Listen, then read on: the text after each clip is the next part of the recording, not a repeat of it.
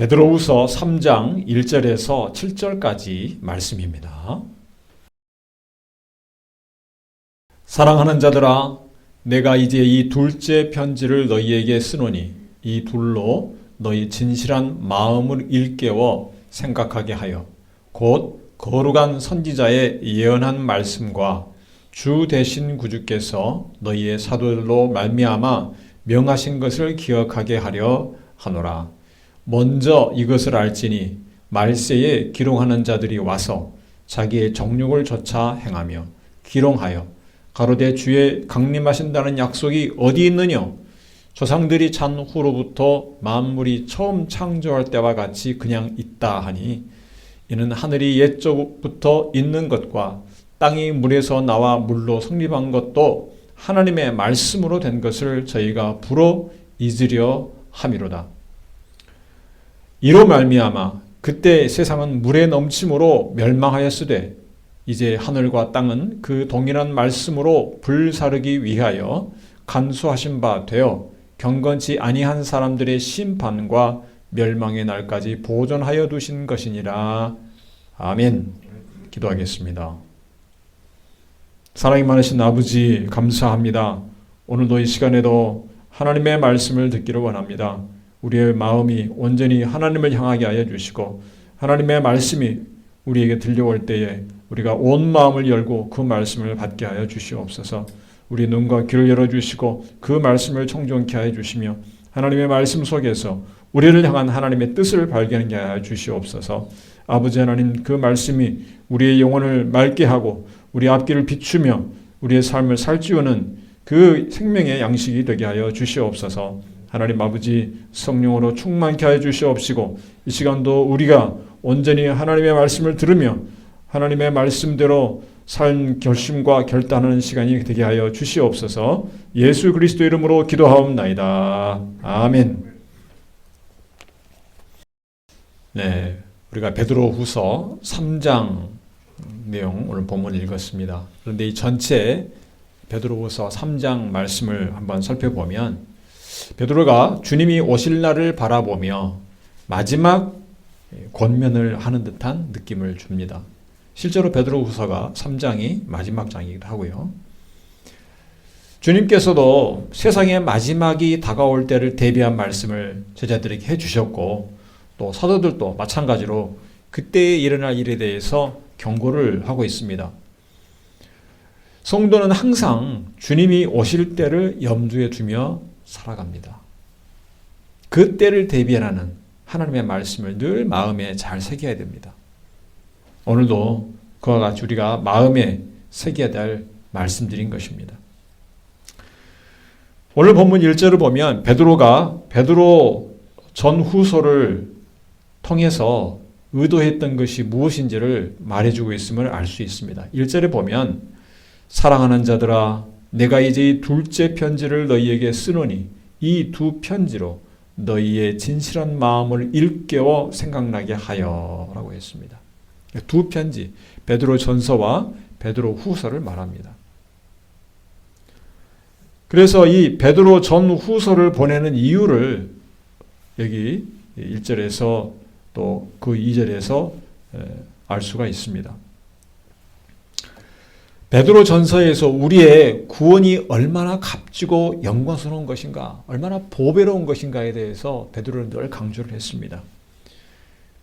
그 편지를 받는 성도들, 수신자들이 고난을 당하고 있는데 그 고난이 결국에는 칭찬과 영광과 존귀를 얻게 하는 믿음의 시련이다. 이렇게 바울은 말했습니다.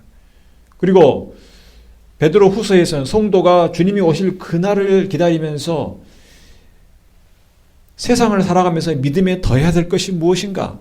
덕과 지식과 절제와 형제 사랑과 인내와 이러한 것들을 다 더해야 된다고 가르쳤습니다. 그리고 그것을 강조하는 주된 이유가 교회를 어지럽히는 거짓 선생과 거짓 선지자들 때문인 것을 말하고 있습니다. 그리고 이 베드로후서 3장은 전체적인 결론에 해당하는 부분의 말씀입니다. 오늘 말씀에서 우리가 배울 것은 첫째로 진실한 마음을 일깨워야 된다는 것입니다. 1절 말씀에서 베드로 전후서 이 두 편지가 진실한 마음을 일깨워 생각나게 하기 위한 것이다. 이렇게 말했습니다. 여기서 마음이란 어떤 감정보다는 정신, 영어로 말하면 마인드에 해당을 합니다. 진실하다는 것은 성실함, 신실함을 의미합니다. 베드로는 이 편지의 수신자인 성도들이 이미 고난의 상황에서 믿음으로 잘 견디고 있음을 알고 있습니다. 그래서 칭찬을 했던 것입니다. 베드로전서 1장 6절 말씀을 보면 그러므로 너희가 이제 여러 가지 시험을 인하여 잠깐 근심하게 되지 않을 수 없었으나 오히려 크게 기뻐하도다. 그들이 고난 중에도 기뻐하는 믿음을 가진 것을 칭찬합니다. 그리고 더욱더 그 믿음을 견고하게 하기 위해서 말씀으로 권면을 하는 것입니다. 잘하는 사람을 더 잘하게 하는 것입니다. 고난이 계속되면 믿음을 가진 성도가 지칠 수 있습니다. 그래서 오랜 기간 동안에 신앙생활을 하는 것이 쉽지 않은 것입니다. 여러분 자신을 보십시오. 여러분 자신이 고난에 처할 수도 있고 어떤 시험이 될 수도 있습니다. 신앙생활 하던 사람들이 주위에서 때로는 이탈하고 무너지고 실패하는 것을 봅니다. 교회를 떠나는 사람도 봅니다. 이단에 빠지는 사람들도 보기도 합니다. 디모데후서 4장에서 사도 바울은 그의 삶과 사역을 되돌아봅니다. 그러면서 여러 사람들을 언급합니다. 세상을 사랑해서 바울과 동역하다가 세상을 사랑해서 세상으로 간 사람들도 있었고 남아서 끝까지 바울을 헌신적으로 도와주는 동역자들도 있었습니다. 그런가 하면 그의 사역을 핍박하면서 괴롭게 하는 사람도 있었습니다. 여러 사람들을 돌아봅니다. 우리가 신앙적으로 성실성을 계속해서 유지하기가 쉽지 않습니다. 자기가 나름대로 성실했다는 것을 자기의 기준으로 평가할 문제가 아닌 것입니다. 자기 나름대로는 열심히 했다라고 생각할 수 있습니다.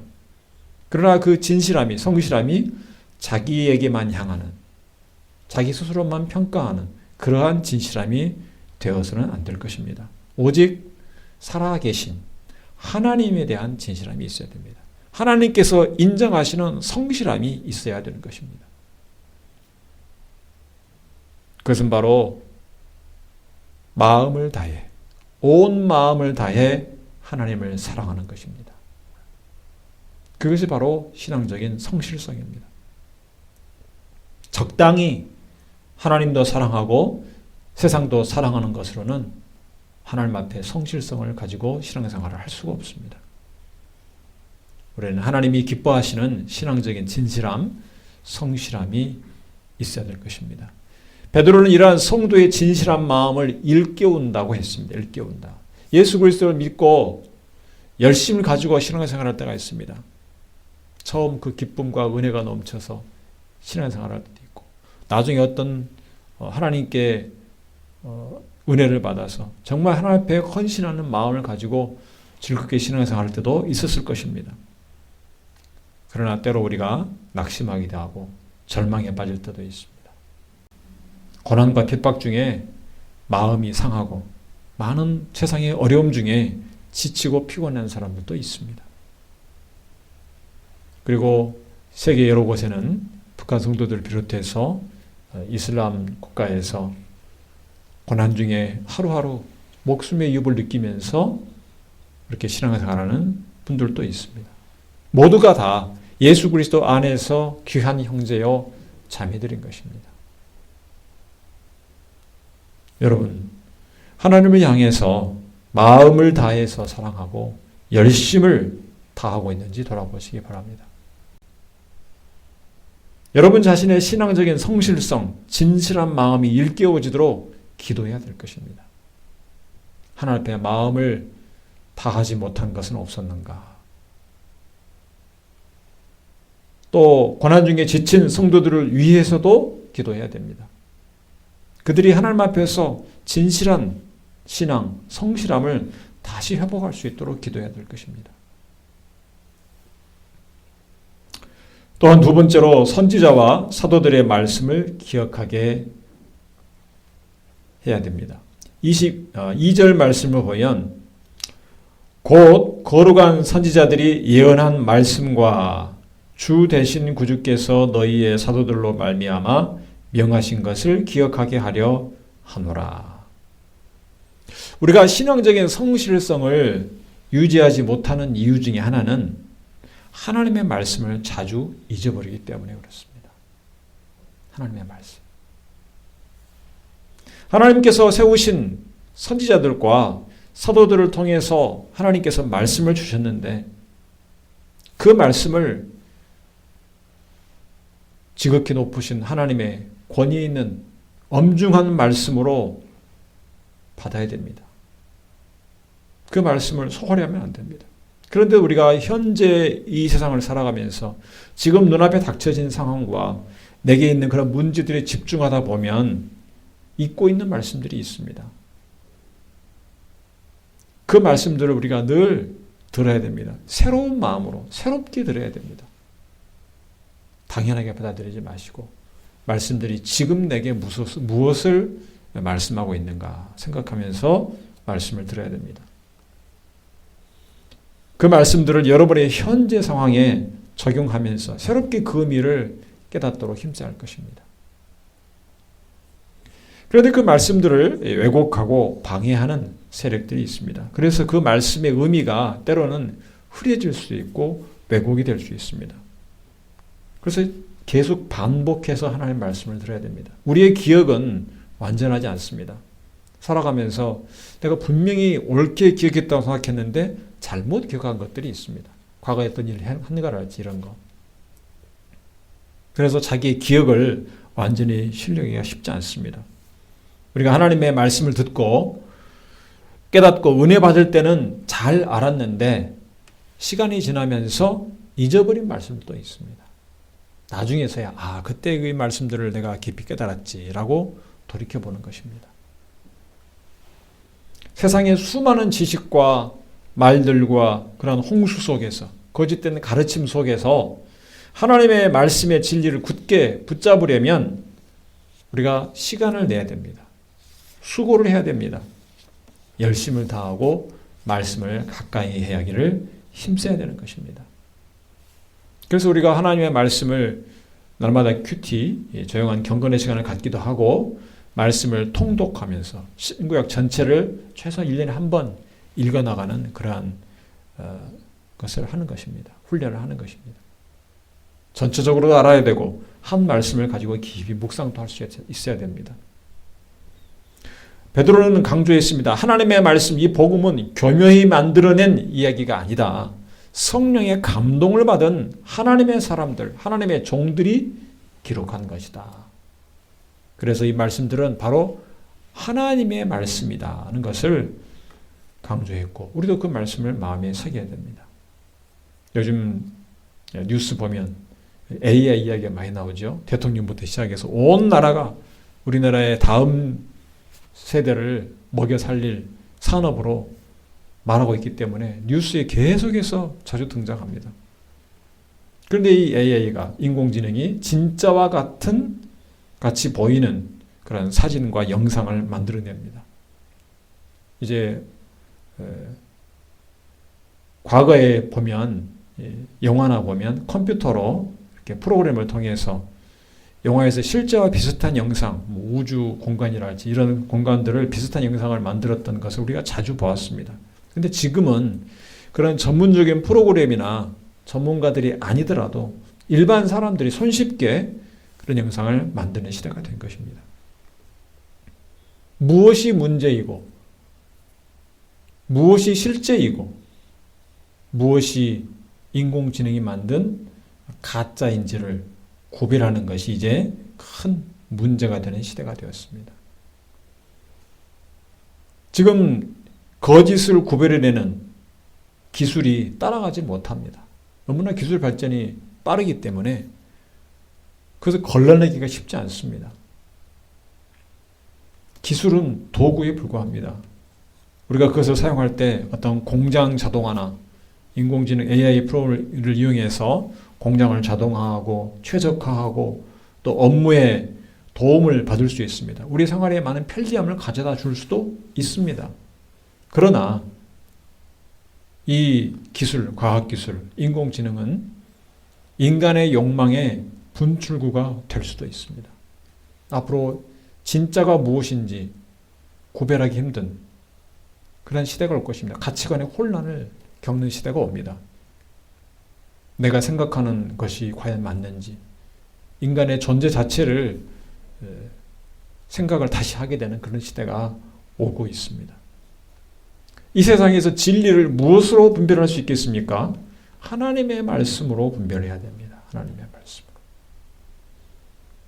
단지 이것이 사실이냐 아니냐 그것을 넘어서서 지금 벌어지고 있는 이 현상, 세상에 있는 이 현상 그 이면에 있는 것까지 판단을 하려면 하나님의 말씀을 의지해야 됩니다. 왜 이런 기술들을 통해서 사람들이 열심히 달려가고 있는가? 그것을 보려면, 통찰력 있게 분별하려면 하나님의 말씀을 의지해야 됩니다. 사람은 어떤 극단적인 상황이나 그런 위치에 처하다 보면 자기의 지식과 판단과 분별력을 의심할 수 있습니다. 그래서 아직까지가 잘못 생각했구나. 생각을 바꾸기도 하고 아주 큰 사건을 겪은 사람이 아주 딴 사람이 되기도 합니다. 이전과 전혀 다른 모습을 그런 말과 주장을 펼치는 그런 사람들을 우리가 종종 봅니다. 과거의 행적과 전혀 반대되는 행동을 하는 사람들을 우리가 봅니다. 정치인들 중에도 그런 사람들이 있죠. 정반대의 길을 가는 사람도 있습니다. 자신이 이해할 수 없는 어떤 큰 사건을 경험하고 고통스러운 상황에 놓이면 현실을 부인하고 또 문제를 회피하기도 합니다. 감당할 수가 없으니까. 우리의 신앙을 위협하거나 또 시험받는 상황이 되었을 때 우리가 어떻게 이길 수가 있습니까? 하나님의 말씀을 붙드는 것입니다. 하나님의 말씀으로 다시 돌아와야 됩니다. 우리가 고난을 당하든지 세상에서 유혹을 당하든지 신앙적인 이 성실함을 계속해서 유지하려면 하나님의 말씀을 늘 묵상하고 가까이 해야 되는 것입니다. 말씀을 늘 묵상하는 자의 삶을 시편 1편에서는 이렇게 말씀합니다. 우리 같이 한번 읽겠습니다. 시편 1편 3절 말씀. 저는 시냇가에 심은 나무가 시절을 쫓아 과실을 맺으며 그 잎사귀가 마르지 아니함 같으니 그 행사가 다 형통하리로다. 아멘. 나무는 물이 필요합니다. 그런데 물가에 심겨져 있는 나무는 물이 풍부하기 때문에 늘 싱싱하고 푸른 잎을 유지할 수가 있습니다. 그와 같이 하나님의 말씀을 늘 가까이 하는 사람, 말씀의 공급이 늘 이루어지는 사람은 이 혼탁한 세상에서도 항상 말씀을 순종하는 열매를 맺고 지혜롭게 분별하면서 이 세상을 헤쳐나갈 수가 있는 것입니다. 하나님이 기뻐하시는 열매를 맺을 수가 있습니다. 하나님의 말씀은 여러분의 길을 비추어주는, 어디로 가야 될지를 보여주는 빛이 되고 여러분이 발걸음을 내딛는 한 걸음걸음을 비춰주는 등불이 된다. 이렇게 다윗은 고백했습니다. 내 길의 빛이요 내 발의 등이니이다. 저는 이 말씀 참 귀하게 생각을 합니다. 하나님의 말씀은 여러분을 위로합니다. 하나님의 말씀은 여러분의 지친 마음을 새롭게 해줄 것입니다. 사단의 방해를 견디게 하고 여러분을 지혜롭게 할 것입니다.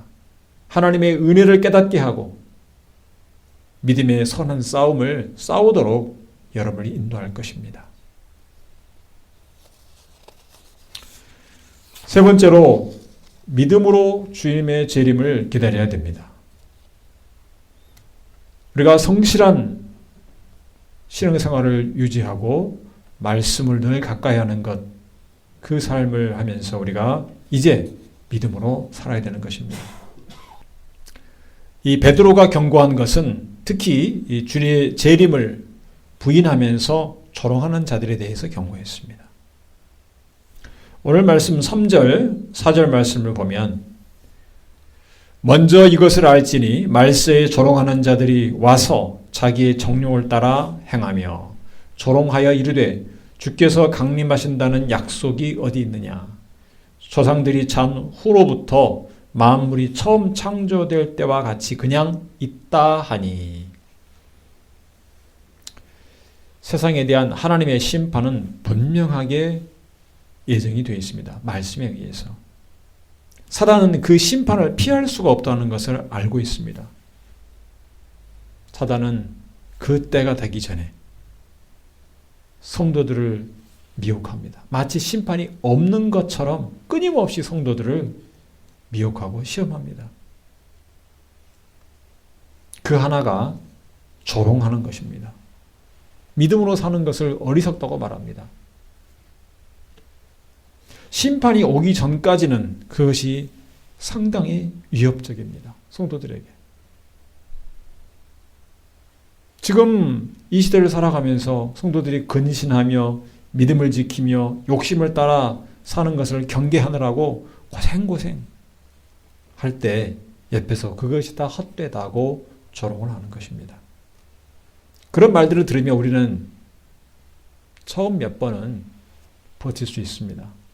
그런데 계속해서 시간이 지나면 1년, 2년, 5년, 10년이 지나면 그 조롱에 믿음이 흔들릴 수가 있습니다. 심판이 없는 것처럼 조롱하는 것은 그들의 말뿐이 아닙니다. 그들의 행동입니다.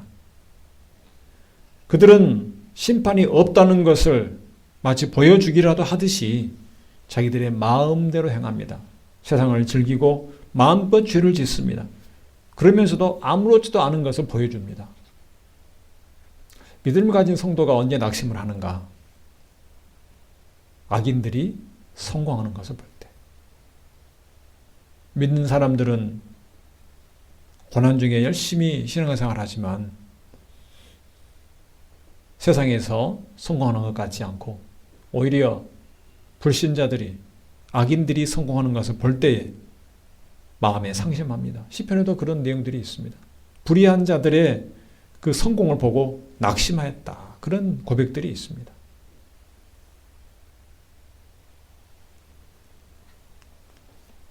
예수님께서 다시 오신다는 것이 다 거짓이다. 자기들을 보라. 우리가 이게 마음껏 행해도 아무 일도 일어나지 않느냐라고 말합니다. 심판도 없을 것이다. 세상은 늘 그대로인 것 같습니다. 자연 만물은 자연 법칙에 따라 움직이니까 비도 오고 눈도 오고 그렇게 순환하고 움직이는 것이다. 우리가 살아가는 시간에 비해서 자연 변화가 아주 느리기 때문에 우리의 경험과 생각으로 세상의 시작과 끝을 짐작조차 할 수 없습니다. 우리는 세상의 처음을 보지 못했고 세상의 끝도 우리가 알 수 없습니다. 오직 하나님의 말씀을 믿는 것뿐입니다. 마지막에 심판이 있다는 것을 이렇게 성경 말씀대로 그대로 믿기가 쉽지 않습니다. 오늘이 어제와 같고 내일도 오늘과 같을 것이라고 생각이 됩니다. 너무 당연하게 얘기해줍니다. 늘 쳇바퀴 돌아가듯이 돌아가는 일상들을 보면 주님의 재림을 기다리는 믿음들이 흔들릴 수가 있습니다.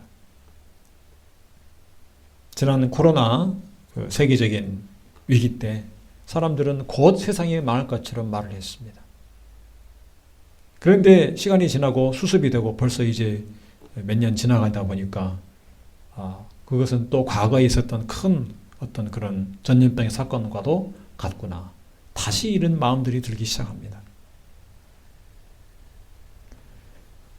우리가 세상에 되어지는 일들과 경험 속에서 자기가 알고 있던 지식들이 계속 다시 속에서 평가됩니다. 그래서 우리의 믿음을 흔드는 것은 서서히 진행될 수가 있습니다.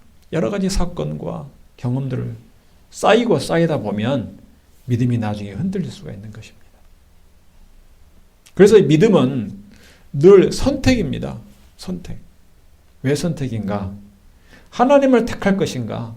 세상을 택할 것인가? 그 선택인 것입니다. 우리는 날마다 이 선택을 해야 됩니다. 하나님의 말씀을 믿고 의지하겠다. 하나님을 택하고 살겠다는 이 결단이 곧 믿음인 것입니다. 세상에 어떤 과학적인 지식이나 전문가들의 말이 우리의 믿음을 흔들 수 있습니다. 무엇이 옳고 그른지 판단하기 어려운 그러한 시대에 과연 하나님만을 믿고 하나님 말씀만을 믿고 산다는 것이 무엇인지 우리는 알아야 됩니다. 그냥 성경 지식만 넣는 것이 아니고 믿음으로 매일매일 산다는 것이 무엇인지를 우리가 날마다 깨달아야 되는 것입니다. 어떤 다른 주장보다 하나님의 말씀을 날마다 붙드는 것입니다. 신뢰하는 것입니다. 그래서 믿음은 지식이 아닙니다. 믿음은 곧 삶인 것입니다. 하나님을 더 의지하고 하나님을 선택함으로 살아가는 것입니다. 한 걸음씩 내딛는 것이 바로 믿음인 것입니다. 우리는 오직 믿음으로만 주의 날을, 주의 다시 오실 그 날을 기다리는 것입니다. 주님께서도 말씀하셨습니다. 누가복음 19장 8절 말씀을 보면 내가 너희에게 이르노니 속히 그 원한을 풀어주시리라. 그러나 인자가 올 때에 세상에서 믿음을 보겠느냐 하시니라. 이 말씀은 하나님께서 늘 부르짖는 그 택하신 자들의 기도를, 그 원한을 들어주지 않겠느냐. 하나님께서는 들어주신다. 믿고 기도하면 들어주신다. 그러나 그것을 믿고 기도하는 자들이 많지 않을 것이다. 여기에 대한 경고인 것입니다. 우리가 기도한다는 것은 우리에게 믿음이 있다는 표현입니다. 내가 하나님을 믿습니다. 라는 것이 말로만 되는 것이 아니고 기도로 나타나는 것입니다.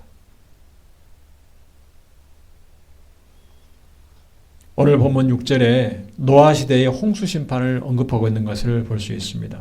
하나님께서는 믿음으로 산 이 노아를 의롭게 여기셨습니다.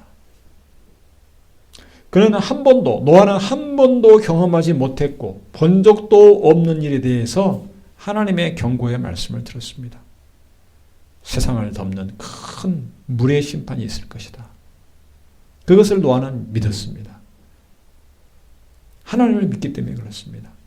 노아가 아마 학자들 추정에 의하면 500세 이후에 아들 셋을 낳았고 600세에 홍수 심판이 있었으니까 아마 최소한 수십 년간 배를 만들었을 것이다. 학자들은 말합니다.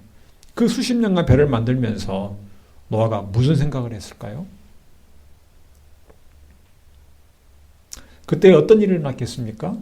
노아와 그의 가족들의 그러한 행동을 보면서, 배를 짓는 행동을 보면서 사람들이 처음에는 호기심으로 관심을 가졌을 것입니다. 뭐 하는 짓이지? 그런데 계속되는 정말 기이한 행동을 보면서 배를 지금처럼 바다에 만드는 것이 아니고 큰 홍수 심판이 있기 때문에 육지에다 만드는 것입니다. 아마 높은 산에 만들었을 수도 있습니다. 이 노아를 보면서 사람들은 바보라고, 미치광이라고 손가락질을 했을 수도 있습니다. 그들의 행동이, 노아의 행동이, 노아와 그의 가족들의 행동이 자신들과 같지 않기 때문에 미움의 대상이 됩니다. 노아가 매일매일 배를 만들어가는 것을 보는 것은 이 세상의 종말을 예고하는 하나의 표적을 보는 것과 같습니다. 그들에게는. 노아 주위의 사람들에게는 노아가 배를 만드는 것이 세상의 종말을 보여주는 하나의 표적입니다. 세상이 곧 망할 것이라고 배를 계속해서 만들고 있으니까 사람들은 그것을 보면서 불길함을 느낍니다. 그래서 때로는 와서 행패를 부렸을 수도 있습니다.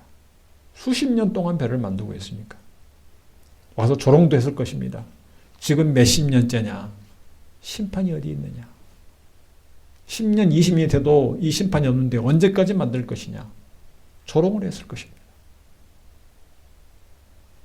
하나님께서 온 천지 만물을 창조하셨다면 큰 홍수도 일으키실 수 있다는 것을 그들은 믿고 싶지 않은 것입니다. 그냥 원래부터 있는 것으로 당연하게 여깁니다. 믿음의 삶이란 불신자들이 보기에는 믿음이 없는 사람들이 보기에는 어리석게 보입니다. 어떻게 그것을 믿고 있을 수가 있는가? 근데 사람들은 자기가 믿고 싶은 것을 믿는 경향이 있습니다. 자기가 믿고 싶은 것만 주로 믿습니다. 근데 문제는 모든 사람이 그렇게 한다면 과연 진실은 어디에 있겠습니까? 분명히 진실은 존재하지만 자기가 믿고 싶은 것만 믿는 사람들이 많다면 어떻게 되겠습니까? 노아 주위에 있는 사람들은 자기들이 믿고 싶은 것만 믿다가 홍수의 심판을 당했습니다. 우리는 성경에 있는 많은 심판을 알고 있습니다. 노아의 홍수 외에도 소돔과 고모라에 대한 하나님의 무서운 심판, 애굽에 대한 심판, 그리고 여러 나라들의 흥망성쇠, 심지어 이스라엘과 유다에 대한 심판까지도 우리는 알고 있습니다. 얼마나 하나님의 무서운 심판이 있었는가를 알고 있습니다. 그러나 노아에게는 하나님이 주신 말씀 외에는 참고할 만한 것이 없었습니다. 하나님 과연 어떻게 심판하실지, 얼마나 무섭게 심판하실지 참고할 만한 것들이 없었습니다. 그럼에도 불구하고 노아는 믿음으로 끝까지 성실하게 배를 만들었습니다. 그래서 이 배를 만든다는 것은 노아의 믿음의 표현입니다. 나무를 잘라서 다듬고 길이를 재고 또 판자를 하나씩, 기둥을 하나씩 세워가고 붙이면서 배를 짓는 것은 그의 믿음을 드러내는 것입니다. 배만 만드는 것이 아니고 먹을 것, 또 생계를 위해서 농사도 짓고 가축도 기르고 했을 것입니다. 그래도 불구하고 이 배를 만드는 것은 특별했습니다. 때로는 노아 가까이에 있는 친구들이나 친척들이 와서 노아를 설득하려고 하지 않았겠습니까? 노아를 설득해서 이제 그만하라고 말을 했을 수가 있습니다. 그들의 말이 예를 들어서 10년, 20년 배를 만들었는데 아직 심판이 없다면 이제 그만할 때도 되지 않았느냐라고 했을 수 있습니다. 그 말들이 일면 타당한 면이 있기 때문에, 지금까지 아무것도 안 일어났기 때문에 노아의 마음도 흔들릴 수 있었을 것입니다. 그러나 하나님의 약속과 이 말씀을 믿는다면 배를 만드는 것을 중단할 수가 없는 것입니다. 노아는 수십 년간 하나님의 말씀을 따라서 배를 만들었던 것입니다. 지금 우리는 어떻습니까? 우리도 가까이 있는 사람들의 말에 큰 영향을 받습니다. 우리 신앙생활할 때 가까운 친구들의 영향을 많이 받습니다. 그런데 그 믿음은 사람을 의지하는 것이 아니고 하나님을 의지하는 것입니다. 이것이 믿음입니다. 사람으로 보면 낙심하기 쉽습니다. 우리의 합당한 이성적 판단을 의지하는 것이 아니고 살아계신 하나님을 의지하는 것입니다. 그래서 믿음이 있는 사람들은 때로는 말이 안 되는 행동을 합니다. 믿음으로만 가능한 일들이 얼마나 많습니까? 예수님이 걸어오라 했을 때 베드로는 예수님 말씀을 믿고 무리를 몇 걸음 걷기도 했습니다. 믿음이 없으니까 나중에 빠졌죠.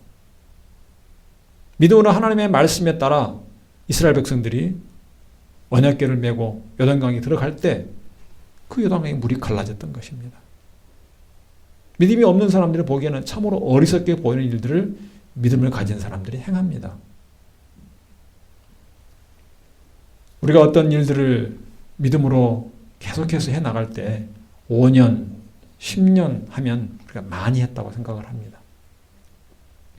그것은 우리의 생각입니다. 노아는 하나님의 말씀이 이루어지기까지 수십 년을 믿음으로 배를 만들었습니다. 하나님이 홍수의 심판을 하실 그때까지. 그리고 결국 하나님께서 온 세상을 덮는 큰 홍수를 일으키셨습니다. 성경이 경고하고 있는 마지막 심판, 요한계시록에 경고된 이 마지막 심판은 우리가 경험하지 못한 가장 무서운 무시무시한 불의 심판이 될 것이라고 오늘 말씀이 경고합니다. 7절 말씀을 보면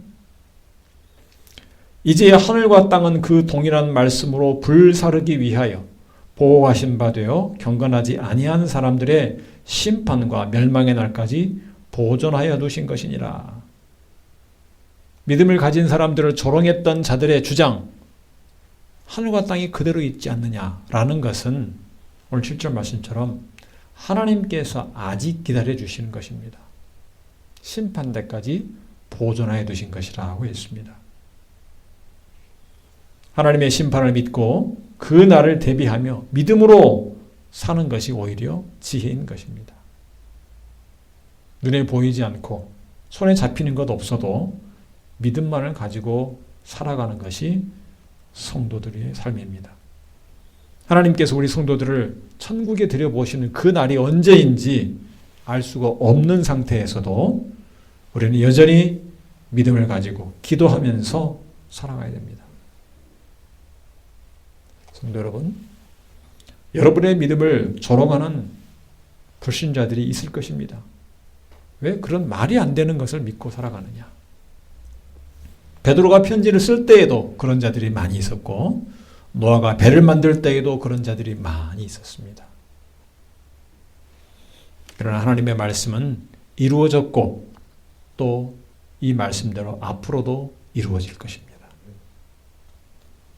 여러분 모두가 하나님의 말씀을 늘 가까이 하며 여러분의 진실한 마음을 일깨우고 믿음으로 주님 오실 그날까지 승리하시기를 주님의 이름으로 축원합니다. 기도하겠습니다. 살아계신 하나님 감사합니다. 오늘도 우리에게 귀한 말씀을 주셔서 감사합니다. 주님이 다시 오실 그날을 바라보면서 우리가 살아갈 때 우리의 믿음을 조롱하는 자들이 있음을 오늘 말씀해 주셨습니다. 그러나 우리는 하나님의 말씀을 더욱 붙잡고 살기를 원합니다. 하나님을 향하여서 늘 진실하고 신실한 신앙생활을 유지할 수 있도록 인도하여 주시옵소서. 하나님의 말씀을 가까이 하여 늘 말씀을 풍성하게 듣고 묵상하고 읽게 하여 주셔서 이 말씀을 통해서 우리의 믿음이 자라고 우리가 영적으로 예수 그리스도를 닮아가며 자라가게 하여 주시옵소서. 시냇가에 심은 나무가 늘 푸르고 싱싱한 잎을 자랑하는 것처럼 하나님의 말씀을 늘 가까이 하여 우리 삶의 열매가 풍성하게 하여 주시옵소서. 아버지 하나님, 주님 오실 그 날을 기다리면서 노아가 믿음으로 수십 년간을 배를 만들었던 것처럼 우리도 주님의 말씀 따라 우리에게 주어지신 사명을 끝까지 잘 감당케 하여 주시옵소서. 아버지 하나님, 우리의 생각으로 판단하지 않게 해 주시고 하나님이 이루실 그 날까지 믿음으로 끝까지 견고하며 흔들리지 않게 하여 주시옵소서. 우리 주 예수 그리스도 이름으로 기도하옵나이다. 아멘.